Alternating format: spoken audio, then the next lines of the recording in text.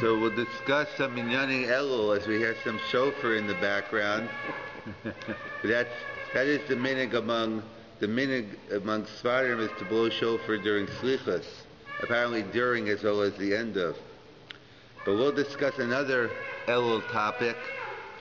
It's a minhag brought down in the Kitzur Shulchan Aruch, as well as in other Achronim, the Mata Ephraim, the custom of checking tefillin and mezuzahs during the month of Elul. Is there an obligation in general to check, and the minhag of doing it during Elul? So where does this source come from? So there's a very interesting Mechilta. Mechilta, that's one of the Midrashim written by Shimon ben Yochai or Rabbi Shmuel. Different Mechilta writes based on a pasuk in Parshas Bo. The pasuk says, "V'shamarta sachuka hazos miyamim yamima." You shall guard this chukah, this statute, from day to day. That's what it means, literally. So what exactly, number one, is this chukah? The pasuk doesn't tell us explicitly what does it mean. You should watch this chukah. So the Mechilta learns it's talking about the mitzvah of tefillin. V'shamarta miyamim yamima means once a year. So the Mechilta claims you have an obligation min haTorah. You have a biblical obligation every year to check your tefillin is kosher. And if you're going to do it, to some have a minhag of doing it in the month of Elul. But we'll see if we follow this Mechilta from two ways. There's two chidushim of the Mechilta. Number one is that there's a biblical obligation to check your tefillin ever. That's number one. And then you have to do it every year. We're gonna question both of those assumptions, whether it's true. So, number one, do we pass like this Mechilta? So the answer seems to be no. Why no? Why? Because you don't do it every year? No, that's not why I'm saying it. Because there's a Gemara in Menachos. There's a Gemara in Menachos which also quotes this pasuk, and it's actually a machlokes in the Gemara, I think, between Rabbi Akiva and Rav Yossi Haglili. What is this pasuk referring to? Because if you look in the context, the pasuk is talking about beforehand. It's talking about the Karban Pesach, the Paschal Lamb. At the end, it talks about tefillin. So it's a machlokes in the Gemara whether this pasuk is talking about Karban Pesach, v'shamarta sachuka azos, or is referring to tefillin. So according to the opinion that says it's talking about the Karban Pesach, we understand once a year you bring a Karban Pesach. But according to the one who says it's talking about the mitzvah of tefillin, the mitzvah of tefillin is once a year. So no, they learn Yom Yamima every day, once a day. So you have a machlokes in the Gemara Menachos whether the pasuk is referring to Karban Pesach, and that would they learn Yom Yamima once a year, or the mitzvah of tefillin every day. So either way, it's against the Mechilta. Whichever opinion you take in our Bavli, in our Babylonian Talmud, it doesn't go with the Mechilta. The Mechilta says it's tefillin, but once a year the biblical obligation is to check. So we don't seem to paskin with this Mechilta. In fact, it's an interesting Mishkanos Yaakov, or Yaakov Mekarlina, a Talmud of Chaim Volozhin, who was a Talmud of the Vilna Gaon. He points out an interesting Ramban. Well, he discusses in general, when do you have an obligation to check something? So there's a famous Ramban in the beginning of Chulin, which everyone quotes. It's talking about checking for trephis, checking the cow, checking the kosher animal to make sure that it has no blemishes, no trephis, etc. So the Gemara tells us there are many different things that could be wrong with an animal. Yet the halacha is we only check for the lungs, even though there could be other trephis, but the only ones we regularly check for is the bedika, the checking to make sure the lungs are smooth, there's no issue, that it's not a treifa. So the question the Ramban asks, how come?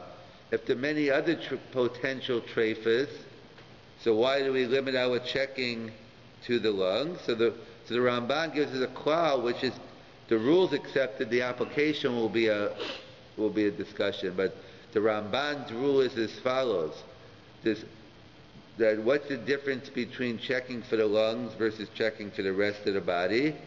So he says that's the difference between what we call in halacha a miyat hamatzoi. A miyat means a minority, but it's a common minority. Like, for example, like giving, let's say, you ask someone who lives in the Bathurst Lawrence area of Toronto, and you ask them, how many Jews you think there are in Toronto? I don't know, 3-4 million, but it's a couple 100,000. So we're a miyat hamatzoi. We're definitely a minority, but a minority where people, the people recognize exists. So a miyat hamatzoi is something that it's not unreasonable. Not that it's likely, because it's let's say 10. At best, it'll be like 10%, but it's something that's enough of a likelihood that we're going to do a check on. Something which is a miyat she'eno matzoi, something which is a minority, but even a small minority, it's not even noticeable, that you don't have to check. So the Ramban's principle is, all the other treifas are very highly unlikely, what we call a miyat she'eno matzoi. You don't even have an obligation to check. The Ramban writes, on a miyat hamatzoi, then you have a chiyuv b'dika. You have an obligation to check. However, is this obligation to check biblical or rabbinical? Let's say we agree to the principle of miyat hamatzoi, but it's to the Mishkan Yaakov claims he has a chiddush, which we don't accept as well. He says nothing that we have a biblical obligation. If something's a miyat hamatzoi, we have a biblical obligation to check to make sure we're not doing something wrong. And he quotes the Mechalta. What's the source? The Mechalta we don't paskin like. That by Vishamar to Zechukah Azos, we see there's a biblical obligation to do a bedika on something. I guess he's considering the equivalent of a miyat hamatzoi. That's tefillin, I guess. He's assuming that something could go wrong. It could be outside in the cold weather. It could fall in the water. So it's not something that's likely to be not good, but it's enough of a checking, enough that could go wrong that you have a mitzvah in our Torah. So we accept the principle of miyat hamatzoi, but we don't assume it's biblical. We assume that when there's a miyat hamatzoi, we have a rabbinical obligation to check, and it's not limited to treifas. Let's say there's another case. Let's say shatnez. Shatnez is mixing wool and linen together. Biblical prohibitions. We're all familiar with shatnez testing, and I'm not discouraging it. The minhag is to check all suits, and you can continue your minhag. I'm talking from a halakhic point of view, what's mandatory.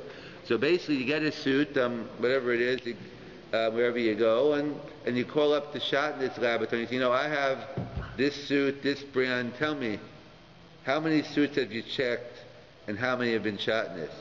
So they have a list. They basically know. They say, well, we've checked 3,000 suits, and only about 2 of them have been shatnez.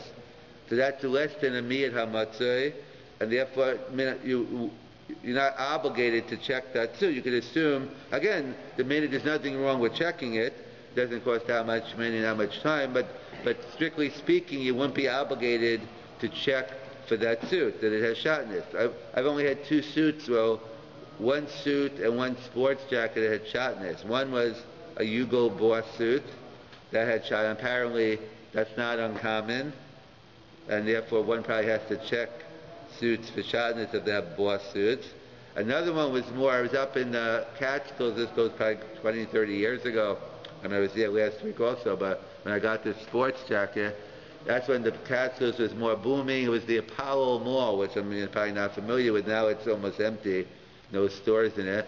But they're having a big sale on, on different things. I walked in the store, I saw a nice sports jacket I liked, and it had like 90% off, no returns, final sale, clearance. They made it clear of that. Okay, great.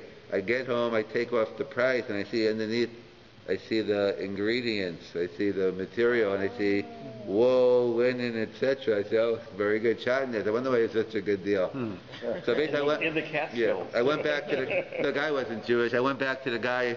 I kind of explained it to him, and he probably thought I was nuts, but he took back the jacket and said, yeah, take a different one.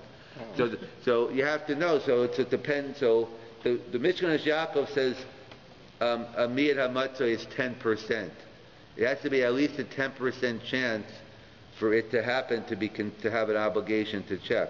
In other words, because he's assuming that like the Ramban, that he's assuming that it's 10% of the animals have problems on the lungs. So he's assuming it is at least a 10%. At least if it's more than for sure, but at least if you have at least the 10%, then you have to do a checking. Others say it depends where it is. In Israel, where Rabbi Yashav says it's only a 7% chance that you get. So that doesn't mean you don't have to check. That means it's a chumrah. It means more stringent. Exactly. That means the miyat hamatzah is something. And in South Africa, apparently, the air is cleaner. They claim it was only 5%. So again, whether you have to accept those figures, but the normal accepted figure is about 10%, but it doesn't always. I remember Rav Selevan used to say. I heard from Rav Schachter. I didn't hear that he used to do the checking in Boston when he first came over. He used to do the checking in the butcher shop or the slaughterhouse, and obviously kashrus wasn't it like it is today with all the different hashkachas, supervisions, OU, Chaf-K, etc. So he had to use every kula in the book. And then somebody said about 15% of the time he found treifas. Again, using every kula and then stuff most people never even heard of. And he still had 15% of the case he had. So and then he said another butcher shop opened in Boston that claimed they were glatt kosher. He says, yeah, they were glatt treif, he used to say. a bunch of fakers. I know I checked it myself, and I used every kula they don't even know of, and they claimed it was a less, so he didn't believe that place was even kosher. Forget about, he liked to say it was glatt treif. But either way, we'll assume it's about a 10% chance. So also a very common question today is the question of checking for bugs on lettuce or other type of vegetables. Because we know there's a biblical prohibition to eat bugs, besides them maybe not tasting good. I don't mean bugs we eat every day, we don't even know we're swallowing right now as we talk. Those aren't prohibited. You have to actually be visible. The different, whatever the bugs we're talking about, not the ones that we're swallowing as I'm talking now, those are okay. But the ones that we find on lettuce or other things, so you have to check. So therefore, there's a whole discussion about what's considered seeing a bug or not. Obviously, if you see a bug and it has like nose and wings and legs, wherever they have, obviously it's prohibited. Let's say you see a black spot on the lettuce. See, people, you have to actually know what you're looking for to find them. Whatever there's a black spot so if the black spot's moving, then obviously you know it's a bug because it's moving. But let's say it's a black spot that's not moving, but but it could be, but it could be a bug. You don't. In other words, So that's a question among the poskim whether that's something that requires checking or not. If I have a black spot that's not moving, I don't know for sure it's a bug, but it's definitely a high percentage. So, so I would get into whether, what the percentage is. Some vegetables, it's not just a miyat hamatzah, it's a rove. It's over a 51% chance it's bugs and romaine. Romaine. So if you don't, that's a good, that'd be a biblical prohibition. That's even min Torah. You have to not only you have to check, but you can't eat it. But let's say we're talking about things after you wash them off, because in fact that's the interesting question about lettuce that comes in a bag. Either they call it bodek lettuce, which means they checked it, or even lettuce they sell in Metro, where you have they have I think Star K, they have different hashkachas on it. So the question is, do you have to check that lettuce? The lettuce that comes with the hashkacha. So, in fact, there are those who even check bodek lettuce, but it's obviously let me just go back a step. You're definitely going to find bugs in bodek lettuce, and you will find bugs in the quote unquote. So that's a given. That's not an argument. The question is, but what's the percentage of the bugs in there? So what the general practice is, again, have different minhagim, that what they do in the washing is they get it down to under less than a 10% chance. They get it down to a miyat she'eno matzoi, hence you're not obligated to check. And since it's only a din d'rabbanan we paskin to check, that's what we rely on. There are those who want to claim even on the washed lettuce, that's not enough. You can't take it from you can't make it from 100% to 9 and say, okay, well, it's okay. So that's a discussion. But since it's only dealing with a din d'Rabbanan, eating bugs is a biblical prohibition, but checking is only a din d'Rabbanan, so therefore, we could be meko. We could be lenient. There's an interesting Meshach Chachma. The Meshach Chachma on Parashas Bo, on the Mechilta, he wants to make a distinction between two different types of mitzvahs. He said, we know we have what we call mitzvahs aseh. We have positive commandments we're about to do, or Al already did, put on his tefillin, put on his talis. We have positive commandments. And as well, we have 365 negative commandments. 365 negative, 248 positive. So the Meshach Chachma wants to say the following distinction. We have a principle, ones rachmana patre. Ones means you do something under duress, out of your control. Rachmana, God, means the Torah. Patre, you're exempt. In other words, if you do something, if you violate a Aveira, but you don't realize it's out of your control, you don't realize you did it, so you're not punished for it. So for instance, let's say you went ahead and let's say you didn't, you weren't sure, if something was kosher or not. Let's say there was a doubt, but let's say it was a small percentage. So let's say 50%. We have a principle, rov behemoth ksheris. We have a principle, most of the animals are kosher. So let's say you didn't do a bedika on the lungs. You have a chiyuv midrabanan to do it, but let's say you didn't do it. So for minat Torah, you can rely on rov. So therefore, let's say, or even if you did a bedika, and it's still, you did a bedika, but you missed it, and you end up eating treif. So as long as you did everything you could to ensure that it was kosher, onis rachmana patri. Same thing, if you checked for bugs, you checked your lettuce as well as you could, as far as you know there are no bugs in there, then that's fine, you don't have to worry. And similarly with shatnez, if you checked, or if it was a case where 90% was good, or 95%, so you don't have to worry. So he says that's only a din d'Rabbanan to check, the Meshach Chachma says, because either way, by hook or by crook, you're okay, because even if it turns out to be shatnez, turns out to be a bug, or turns out to be treif, you didn't know you were doing it, you're exempt from punishment. However, the Meshach Chachma, when it comes to a mitzvah aseh, when it comes to failure to perform, even though usually it's the reverse, it's usually more strict to violate a negative commandment than not to perform a positive. Like the rabbis have the power to tell you not to do a positive mitzvah like shofar on Shabbos, but they can't tell you when you have a Mac attack to go to McDonald's. So usually it's more strict on the negative. But here the Meshach Chachma says it's true you don't have an obligation to check tefillin, or not that you don't have, but what happens if someone never checked that tefillin, and then they check it 20 years later, and the sofer says, they're missing a letter in the tefillin, which means it never was kosher. It wasn't that the letter cracked. The different things that could have happened recently. But certain mistakes are clear it was never kosher to begin with.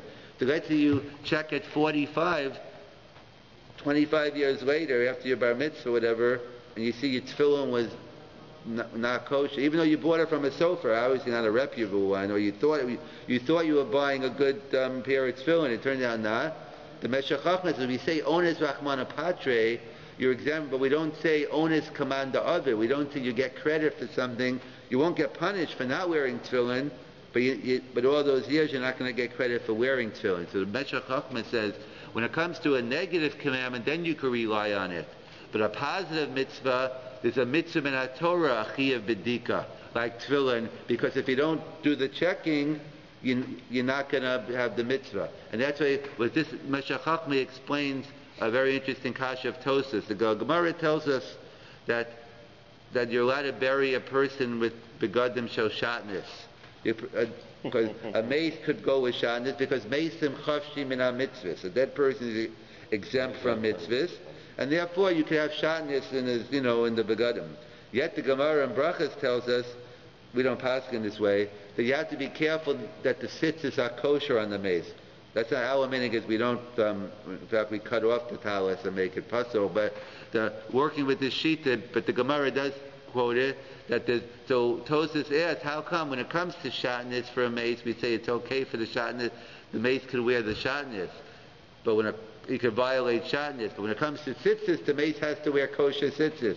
Again, we don't pass in this way, but why, based according to this opinion? So Rishonim try to give an answer that tzitzis is shakul, corresponds to all the mitzvahs, so therefore tzitzis is special.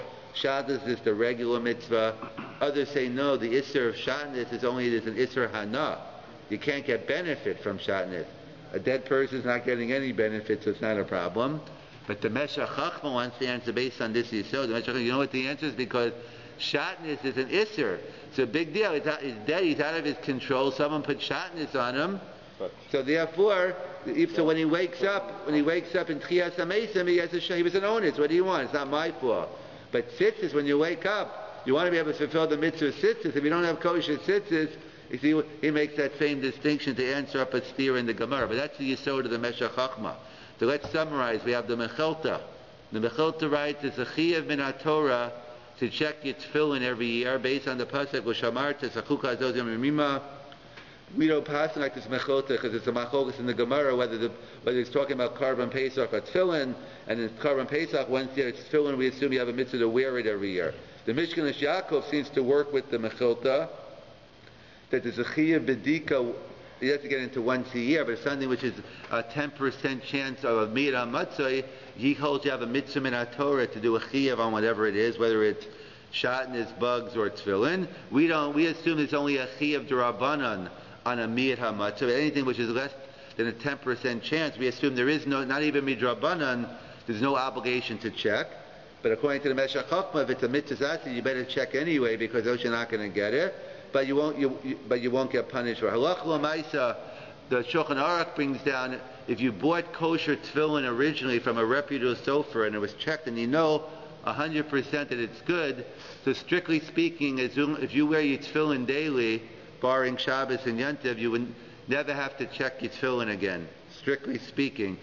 Unless, of course, other poskim say, Bisman has said the tefillin's made differently. It's made, we don't make them like they used to. The cars, they don't make the same tefillin. You should have to check them also, like you have to check them twice every 7 years. Again, everyone agrees if you left your tefillin in your car for 7 days during a heat wave, or you left them in the winter and you're in a frozen, or if they fell in water, anything that happened, of course, you'd have to check. But barring normal usage, you wouldn't have to check. So tefillin Ikarite din, you don't have to check it out, but we assume you should check it twice every 7 years. And that's the halacha by mezuzah. Mezuzah, it says pamayim bashavua. So people think you have to check it twice a week. That doesn't mean twice a week. Twice every 7 years, you have to check your mezuzah. It doesn't mean checking it to 6 and 7. You should a little closer to the beginning and closer to the end. Not that you should check it, okay, I'll check it back to back like in 1-2 months and that's my checking. No, you have to be spread out. And a mezuzah in a public place, like a synagogue or anyone else, you check it twice in Yovel, twice in a Jubilee year. Why twice in a Jubilee? Why do you have to check it twice? That's in addition to the two every 7? No, it's only twice every 50. So how come a mezuzah shel Rabbim, you only check twice every 50 years? How come you only have an obligation twice every 50 years, but a mezuzah in your home twice every 7 years? And we all know the answer is because too many cooks ruin the food. Yeah. If you have a mezuzah, well, the Gabbai thought he was going to do it. This person thought the president was going to do it. The rabbi was checking. Anytime you have so many people involved in something, it's something that falls in the cracks. It won't get done. So therefore, we only obligate you twice every 50 years because it's something that it's a mezuzah shel Rabbi, and we're not going to assume. But a mezuzah in your house, you should get it checked twice every 7 years, and that's what the Kitzur Shulchan Aruch brings down. The minhag is if